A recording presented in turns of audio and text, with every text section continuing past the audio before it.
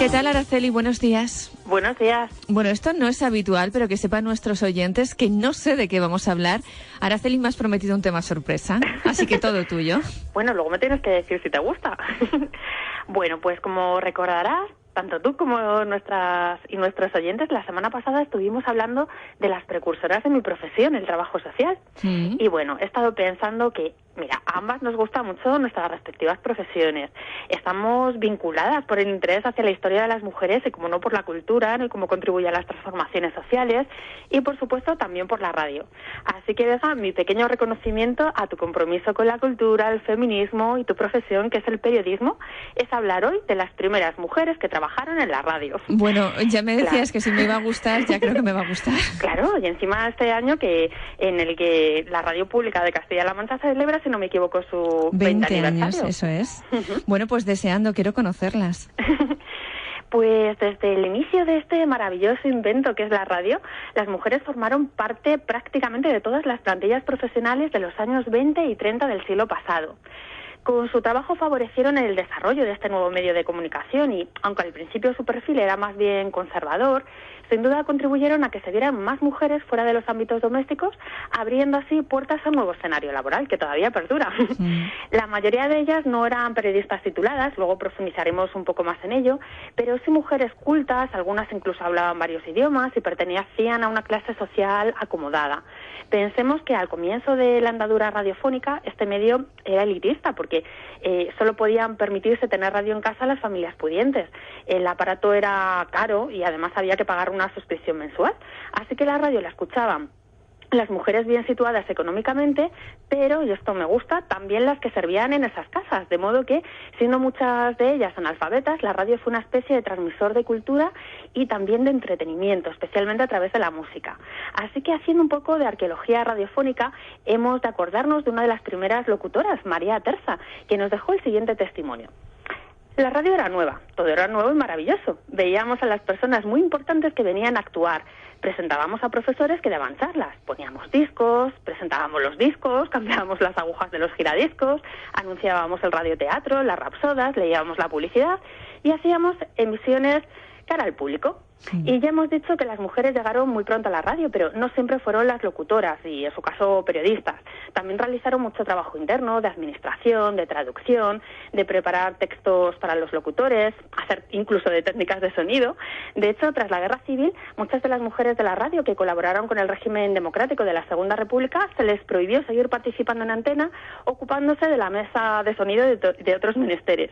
Y además había emisoras de radio que tenían una revista mediante la que se informaba a las personas asociadas acerca de la programación, la música que iba a emitirse, los temas a tratar y bueno, destacaba entre todo ello especialmente la programación musical. Oye, me ha encantado esto que decía María, lo de vienen a la radio profesores a dar sus charlas, presentamos músicas, y es que eso es una colmena ya de los inicios. Para que veas que también tenemos nuestras antepasadas en este ámbito. Y luego estábamos hablando de esos inicios, pero vamos a concretar años 20. Bueno, pues en esta década las locutoras que tenían que hacer pruebas de timbre de la voz para ser admitidas, pues había que tener una esmerada entonación, se ocupaban de espacios específicos para las mujeres y también leían publicidad. En esos espacios, mira, se cantaba, se daban conferencias, como acababas de apuntar, pero rara vez las locutoras lanzaban su opinión. Ya. No fue el caso de Teresa Escoriaza, que en Radio Ibérica de Madrid expresaba ideas feministas como esta, atenta. Aunque los perjuicios milenarios continúen privándonos de recibir una educación amplia y sólida, por impedirnos asistir a los centros culturales, aunque las costumbres absurdas sigan apartándonos de la vida activa, confinándonos al hogar, convertido así en cárcel, aunque las leyes injustas nos obliguen a ocupar un lugar secundario en el mundo consciente, las ondas redentoras, portadoras de alimento espiritual, llegarán de hoy en adelante hasta nosotras. Fíjate, en los años 20, ¿eh? Maravilloso. Esto en 1924, en la dictadura ya de Primo de Rivera. Entonces, bueno, pues solo había radios profesionales en Madrid y Barcelona, y al igual que ya se hacía en otros países extranjeros, se fueron incorporando mujeres a la locución. Estos programas también tenían temas que iban desde la literatura y el teatro hasta la moda y relatos de sociedad, todo ello salpicado con mucha publicidad, que luego veremos un poquito más. El caso es que de alguna manera fueron los antecesores de lo que hoy conocemos como magazine, y aquí hemos de mencionar a la primera locutora de España llamada María Cinta Balaguer. Ella nació en Barcelona en 1908 y, como muchas de las mujeres que nombramos en la Enciclopedia Sonora, estudió magisterio. También fue la primera funcionaria de un ayuntamiento en España, en concreto el de Barcelona. Y una de las cosas más innovadoras que llevó a cabo Balaguer fue la de incorporar la participación de los oyentes, imagino que mayormente las oyentes, en el programa.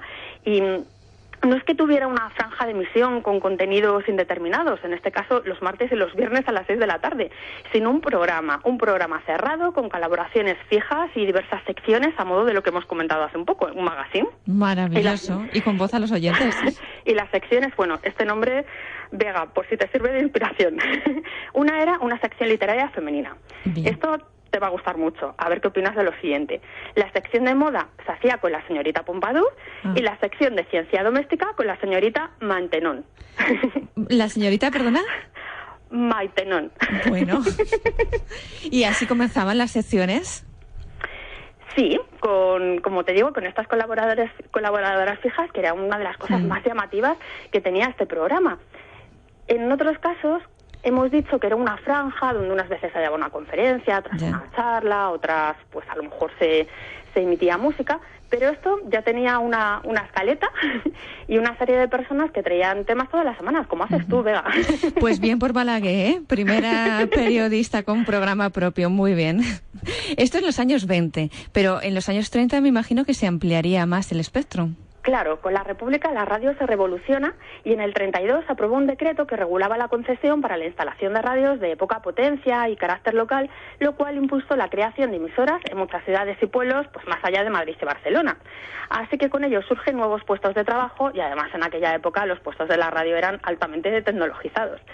Entonces existían varias categorías de locución a los que fueron accediendo las mujeres. Las primeras locutoras, las segundas locutoras, que eran más jóvenes, se encargaban de la programación que no realizaban las primeras, y otras, las emisoras que tenían más medios, pues también tenían locutoras sustitutas. Y las mujeres, lo cierto es que eran cada vez más importantes en la radio, entre otras cosas, pues la publicidad, que antes hemos mencionado. Se insertaba mucha publicidad dirigida a mujeres, o también se pensaba que las mujeres la transmitían mejor, también hay que verlo desde ese punto de vista. El caso es que en esta época prácticamente todas las emisoras querían tener programas dirigidos a las mujeres, de manera que en 1933 en España había 49 emisoras y 33 locutoras, casi el 37% del total de los locutores y locutoras, que eran 84, pues el 37%, como digo, eran mujeres. Ya hemos dicho que muchas de ellas venían del mundo del teatro, la literatura, hablaban idiomas, fundamentalmente inglés y francés, pero aquí ya en los 30 viene un salto cualitativo importante. Con el programa de información La Palabra, que en Cataluña fue La Paraula, las locutoras operaron esa programación femenina para incorporarse a otra más amplia y más informativa. Y aquí hemos de detenernos para mencionar a Lolita Agulló, la primera en hacer informativos, como también los haces tú, a través de la Unión Radio Madrid. ¿Y a quién dejó paso Lola, o Lolita, que la llamaban Agulló? Pues mira, sospecho que alguien, Vega, que te va a gustar mucho. A Josefina Carabias, que fue estudiante de nuestra querida residencia de señoritas. Sí. Josefina Carabias sí que era periodista, convirtiéndose tanto en locutora como en redactora del espacio informativo. Y tenía además ya una valiosa experiencia como cronista parlamentaria en el periódico La Voz. Después de la Guerra Civil, pues tuvo que exiliarse junto a su marido, José Rico Godoy, y a su vuelta tuvo que utilizar seudónimos para poder trabajar hasta que en 1955 marchó a Washington como primera mujer corresponsal de 3 periódicos, nada menos. Y mientras esto sucedía en Madrid, en Barcelona, la periodista que participó en La Paraula fue María Carme Nicolau, la cual también tuvo que exiliarse, desgraciadamente. Ella se encargó de un programa femenino mítico llamado Radio Femenina, antecedente de los consultorios femeninos que luego se pusieron de moda, ya con el franquismo, y bueno, uno de los espacios más populares del momento. Y la verdad es que estos programas ya eran más modernos que los de los años 20, divulgándose pues la vida de mujeres ilustres, hablaban de educación, y por primera vez en este tipo de espacios había una sección de economía dirigida a las mujeres. Lo cierto es que el aperturismo político de la década de los 30 respecto a los 20 pues se nota en los perfiles de las mujeres de la radio y también en los contenidos, o fíjate en Sabadell o en Manresa, 2 ciudades tan industriales, pues por ejemplo se incorporaron mujeres procedentes de familias obreras, cosa que no era tan común.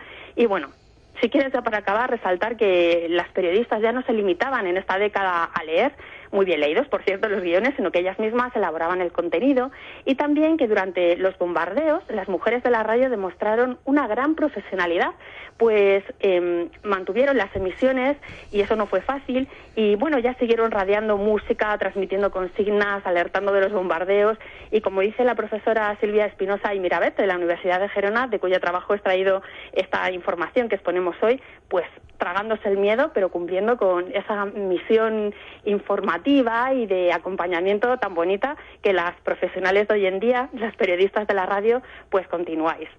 Bueno, qué homenaje de la radio, desde la radio a las mujeres de la radio, Araceli, gracias. Bueno, Vega, te lo mereces. Gracias, y la verdad que sí, me sentía muy conectada y muy impulsada, así que todavía con más ilusión vamos a afrontar este día desde aquí, desde La Colmena. Pues un abrazo muy fuerte, Vega, y a disfrutar lo que queda de fin de semana. Pues nos lo acabamos de empezar, que estamos a sábado. Gracias, buenos días. Buenos días.